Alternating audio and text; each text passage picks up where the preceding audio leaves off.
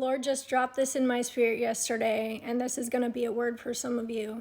It was better for Joseph to be a slave and to be in prison than to keep company with his brothers. I always thought that because Joseph got sold into slavery, that was like plan B. Like God had to work around the fact that his brothers meant to do him evil. But I felt like the Lord spoke to me yesterday and was like, what if that was plan A? What if that was my plan all along? Because bad company always corrupts. Also, he showed me that Joseph was favored from the very beginning. He had the favor of God. He had the favor of his father. His brothers were not favored like he was. So they were never meant to go where Joseph was destined to go. And I really feel like the Lord is shifting my mindset and wants to shift your mindset. And I'm not talking about cutting people out of your life and being rude and having disunity amongst brothers and sisters in Christ. I'm not talking about that. But what I am saying is sometimes we need to let people fall away out of our lives, and we're trying to hold on and we're waiting for them to come up to our level, or we're waiting for them to run faster, and all so that we could just all get to the destination together, or so that we can have company along the way.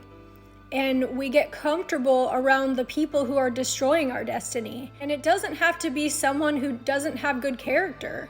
It's just that sometimes we keep people in our lives who are not going in the same direction as us, or they're not going to arrive at the same time.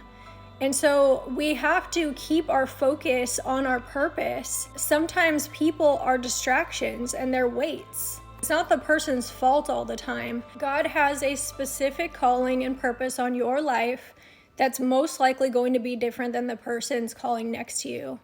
And it might appear that you have more favor, and that is going to cause discouragement and weight on you if the person next to you, God forbid, becomes envious, jealous, or resentful about your calling. And all the while, you're going to be fighting for the friendship or the relationship to work, and it's going to be distracting you from moving forward in your life. And it's going to waste your time. Another thing about Joseph is once he caught up with his brothers later on, years later, they were in a different place. They were probably in a better and more mature place to be able to have a relationship with him.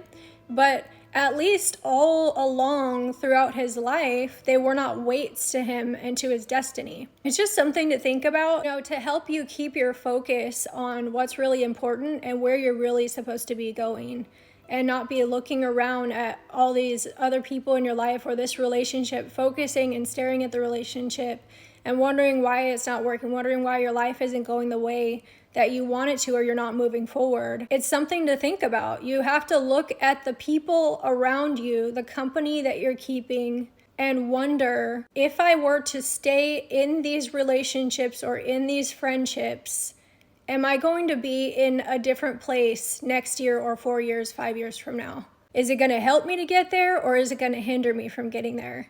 So it's just something to think about.